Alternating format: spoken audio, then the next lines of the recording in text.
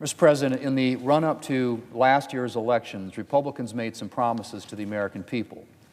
We promised to turn the page on the failures of the last 4 years, to help working families and to get our economy moving, to make our country stronger and more secure. And last week, Mr. President, we delivered legislation that will help fulfill those promises. That starts with permanent tax relief for hardworking Americans. Back in 2017, during the first Trump administration, Republicans passed the Tax Cuts and Jobs Act, legislation that cut Americans' tax rates, doubled the child tax credit, and nearly doubled the standard deduction.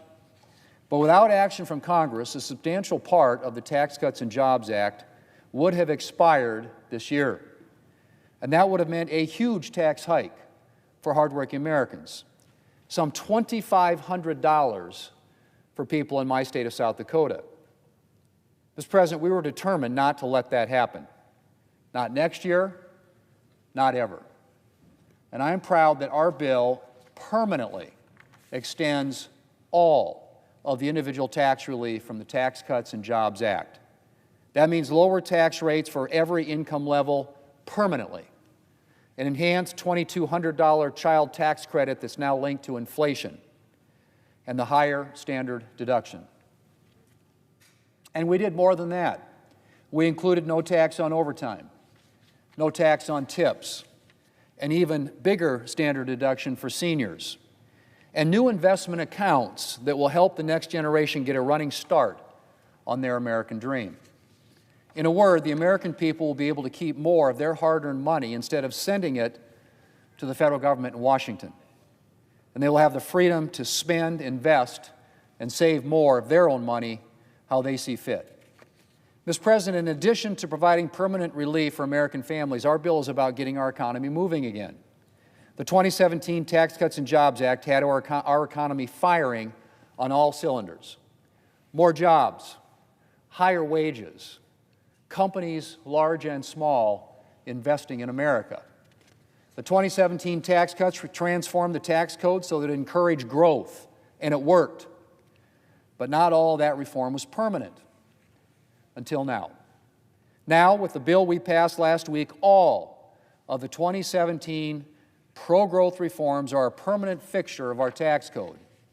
That includes lower rates for small and medium-sized businesses, the job-creating 199A small business deduction, and investment incentives that free up cash for small businesses, farmers, and ranchers to invest in their operations and in their employees.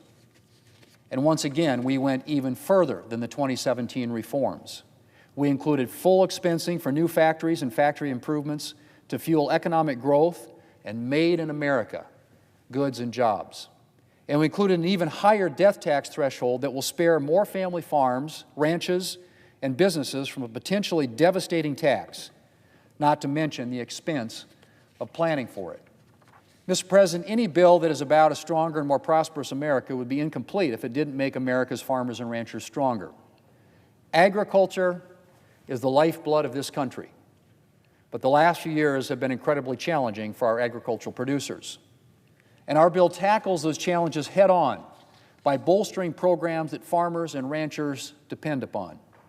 It raises reference prices for every covered commodity. It expands crop insurance coverage and affordability. And it supports risk management, disaster assistance, conservation programs, and critical research and disease prevention programs that are essential to a robust agriculture sector. Mr. President, with this bill, Republicans are also making America more secure. We are ending the era of open borders by making a generational investment in border security. We are finally finishing the border wall. We're hiring more border agents and giving them the tools they need to keep illegal immigrants and illegal drugs out of our country. And we're hiring more ICE officers and enhancing our capacity, I should say, to detain and deport criminal illegal immigrants who have taken up residence in our country. We're also making a major investment to bolster our national defense and build a military that can defeat the threats of today and tomorrow. We're boosting shipbuilding, expanding our Air Force fleet, and investing in drones and counter-drone technology. We're restoring our defense production capacity so that we can make more munitions here in America.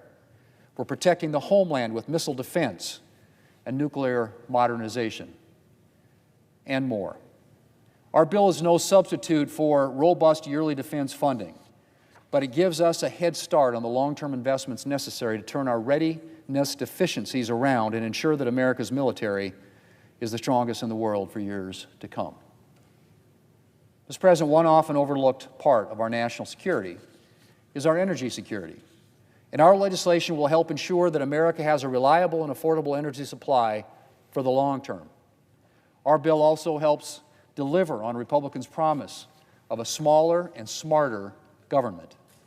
Our bill achieves $1.5 trillion in bird-compliant savings, including the first real entitlement reform in decades, reform that will put the programs in question on a more sustainable path for today's recipients and for tomorrow's. Mr. President, I am proud that Republicans are delivering on our promises to the American people, and I can't wait to see our policies begin working to help build a safer, a stronger, and a more prosperous country. Mr. President, it's going to be great.